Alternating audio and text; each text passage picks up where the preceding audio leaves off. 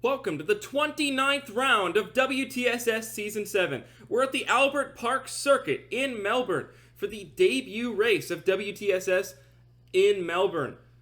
This track, most famously known for its Formula One and supercar racing, is now going to have the loud rumbling V8s of a stock car touring series coming through its streets. These fans have never experienced anything quite like it, and they're going to be put on for a show here as we begin this 15-minute qualifying session to decide who wins the pole for the opening race in WTSS history at this famous venue. And it took a while, but finally people starting to make their way out of the pit lane. The 92 of Jeffrey Finguy, the first to do so. Now, last week, if you haven't caught up with what has happened in the world of WTSS, Yuki Tamura scored the victory in Phillip Island, and you may be thinking, wow, her fourth win of the season. That's kind of predictable, right? Arguably might be the most unlikely victory of her entire career to date. She had to fight off a driver, Sebastian Van Dalen, who was almost 0.7 of a second faster than her, catching her with 10 laps to go, and managing to keep him back 10 laps straight when he had a straight line speed advantage on her all the way to the finish. And because of that defense, she was able to take the point lead back from the 83 of Chris Louviere, who we find just in front of her on the racetrack coming out of the pits. 3 different drivers enter this race with single-digit points separating them across all 3 for the championship lead. That third driver being the 90 of Ryan Reed. You have to go 64 points back to 4th in points, Jake Stavanaugh. And now you may be thinking, wow, that's a large gap. It is a decent-sized gap, but the finale will be a double points event. 64 points would be a makeable affair. There are currently, looking at the entire field, there are currently 11 drivers that if they stayed with the gaps they have to the point lead coming into the finale, if this race just didn't exist and we were coming into the finale right now, there'd be 11 drivers with a mathematical chance at this championship, including 11th in points Alison Figueroa, who would win on tiebreaker if it ended up being an exact worst-case scenario for Yuki Tamura.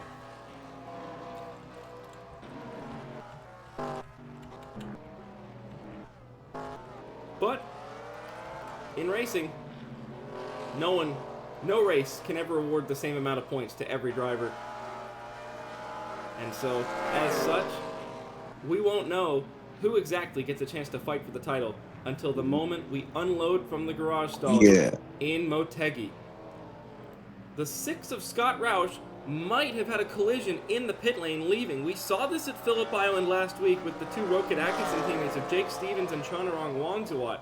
But the 6 does have some rear-end damage, and I almost have to wonder if it had to do with the 11 of Logan Hill, who's rolled out of the pits with right-side damage of his own.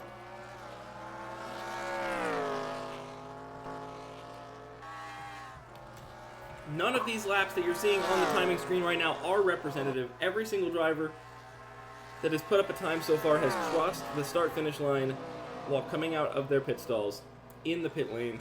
The first driver that will set a representative lap is the 92 of Jeffrey Finguy, though it is a truncated lap time because of the fact that he is being held up by drivers on their out laps out of the pits,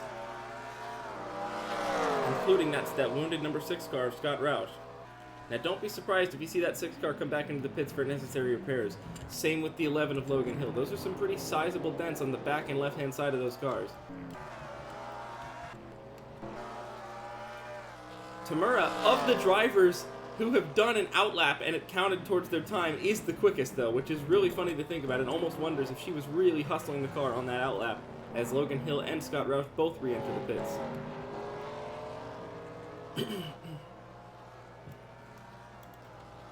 Finguy will come across the line, and the benchmark to set, even if it is a slightly slower benchmark than what's expected, is a 153.782. And there's the difference right there, a 51.728. Is the true benchmark set by Elijah Innes in the 1 car. This is a long lap around the Melbourne circuit. A 50.4 for Yuki Tamura is 0.8 clear of her title rival Chris Louviere. And no one's in between them still. That's the remarkable part right there. It's a long lap. We're already 5 minutes into this session, and people are just now starting. Some people are just now starting their first timed laps. And some people haven't even started. Wangzawad in the 08 also appears to have come back into the pits. Could it have been a second pit road collision 2 weeks in a row for the 08? That would be incredibly unfortunate.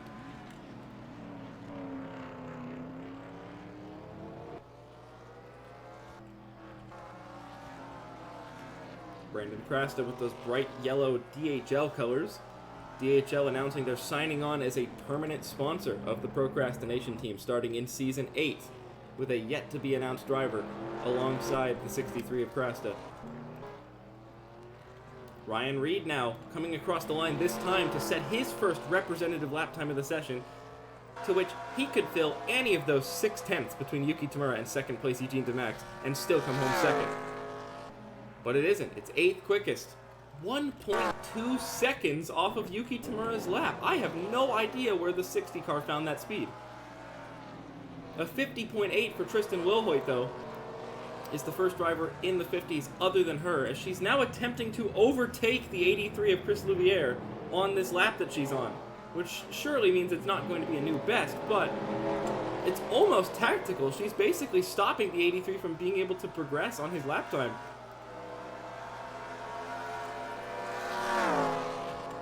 Neither of them improve as a result. And there's the 6 car of Scott Roush leaving the pits just ahead of these guys. Tamura will ultimately have to back off and stop overtaking the 83, but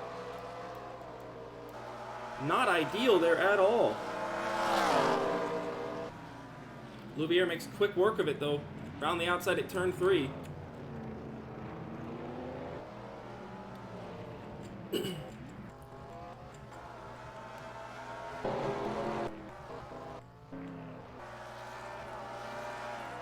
No one else has cracked into the 1:50 50 so far. It is still all Yuki Tamura and Tristan Wilhoit.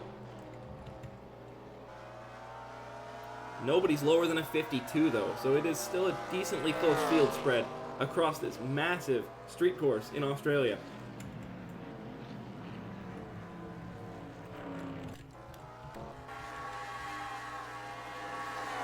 Scott Roush has still managed to stay ahead of the 60 car. That is not something he would want to be doing, especially with his teammate being the one in the title lead right now, but I don't know if it's necessarily on purpose either. He himself is on fight or flight right now because he hasn't even started a timed lap yet in this session. But Yuki Tamura really doesn't care about his needs and wants. Flies one down the inside to try and get past her teammate, but is unable to do so.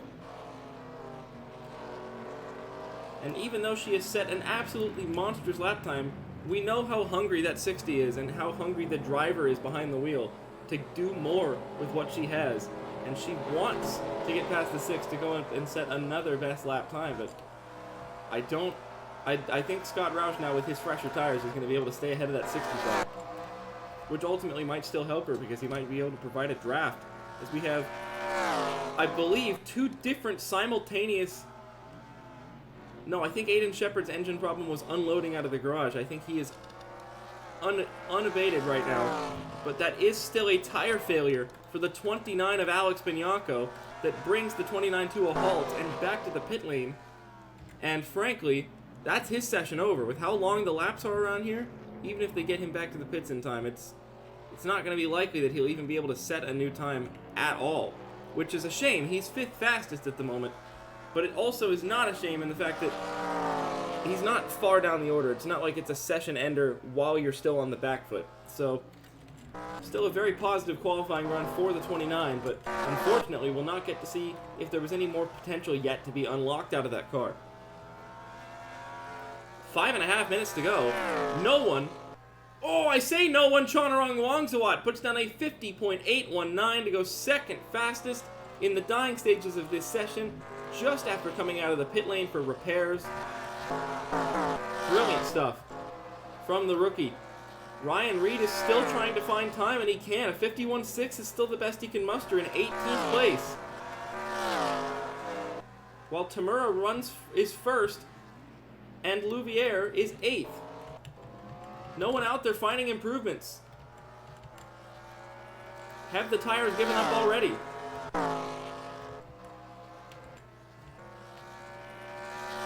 Is this a sign of what's to come in the actual race?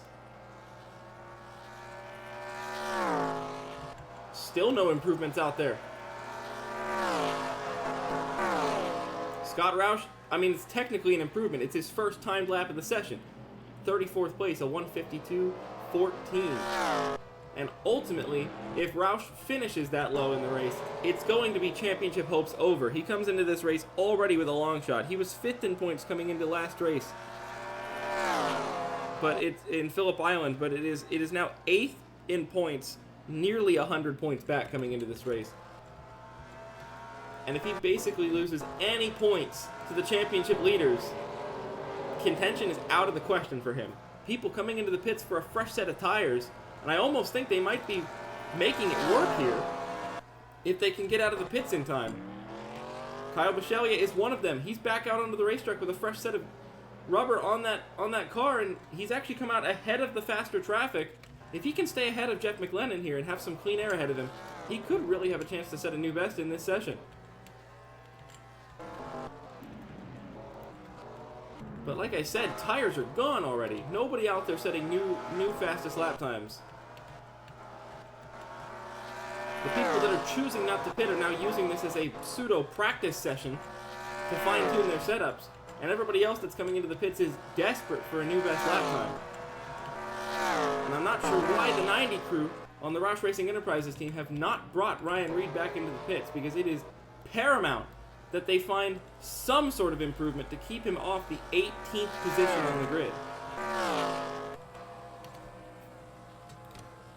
And a tire failure for the 69 of Mitchell Carter. So his session done for. 38th place qualifying is the best he can do if Dodd and Hill do not improve. Ultimately, 38th place might have been the maximum potential that car had regardless. He is just not... That whole team has just not had the speed on the road courses this season.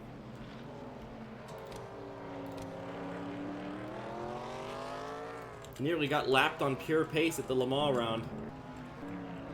Buschelia has kept ahead of McLennan on his cold tires. He will get, I believe, one flying lap on a fresh set of tires. He's not going to make it back around to start-finish to start a 2-lap run to the end, I don't believe. He would have to get to start-finish in 14 seconds. Oh, it's going to be close. He might get 2 laps out of these tires. This might be huge for the 27. He does. I think he surely should have enough time to do 2 flying laps. Keep an eye on that 27. Benyako is on a flyer, but he's got traffic, even with those fresh tires. That's a shame right there. Sean Angel's not going to make it out of the pits in time to set another timed lap. I don't see any improvements coming up on the timing screen so far out there. This is looking very similar to the Canadian Tire season opener round. Dodd and Hill both improved to 38th and 40, and Dodd stays 40th respectively, but they're at the back of the field. This is looking very similar to what we saw at Canadian Tire, where there was just no improvements in the final minute and a half of this session, due to the fact that nobody could keep their tires in good enough condition. As Ryan Reed, trying to go around the outside of a Mark Nutt who's leaving the pits.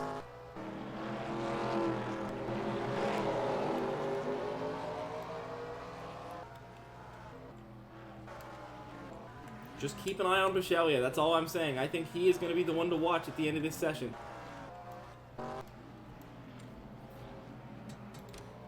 Tamura now almost practicing for this race. As I see skid marks in turn number 1, we may have had an incident. I almost wonder if that's where Mark Nutt's car had just come from while the 90 was going past. Maybe a pit exit collision into turn 1. Watch the 27 as he comes to start finish. Nobody else out there finding improvements.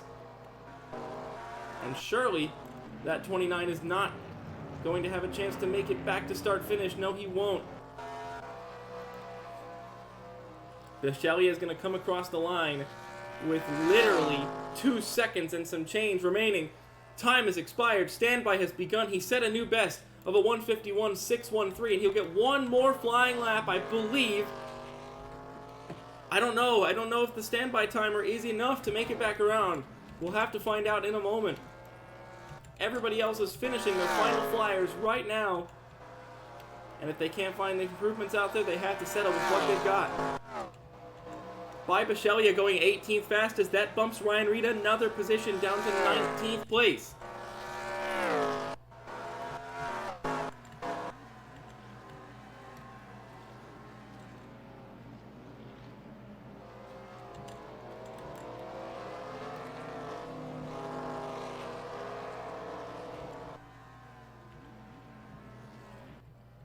No one else finding time as the clock winds down even further on standby.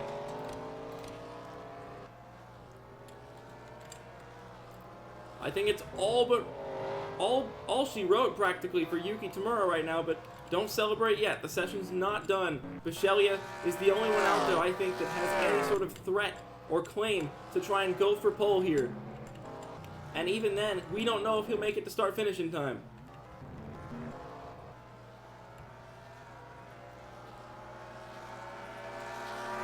But what an important pole it would be if Yuki Tamura could pull this off.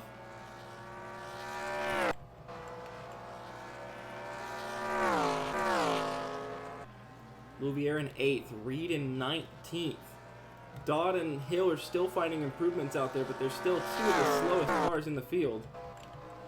Bichelia to the line, 2-1, he makes it, but it's no improvement. Time has expired. Yuki Tamura wins the pole at Melbourne and puts one foot on the throats of the rest of her competition to try and show them she's the one who deserves to win this championship.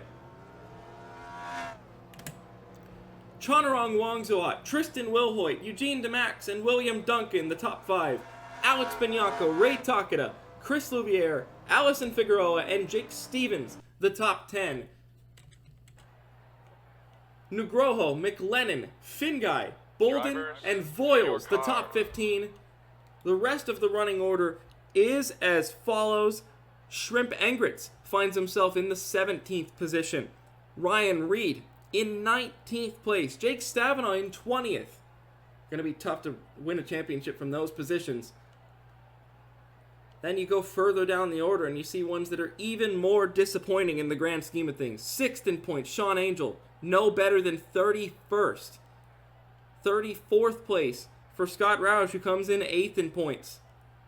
And then at the bottom of them all, drivers who really did not need anything to happen to them. They needed perfection to be in this title hunt coming into Motegi. Are the 2 of Daniel Giroux and the 11 of Logan Hill, who you can almost write off on a piece of paper with a signature and stamp and say their title hopes are officially over in WTSS Season 7. Mitchell Carter's tire failure stopping him from improving any better than last place in this session. 38 laps await us here at the Albert Park Circuit, and championship leader Yuki Tamura could not be looking any more dominant with a nearly half a tenth pole here in Melbourne. Let's get to the start.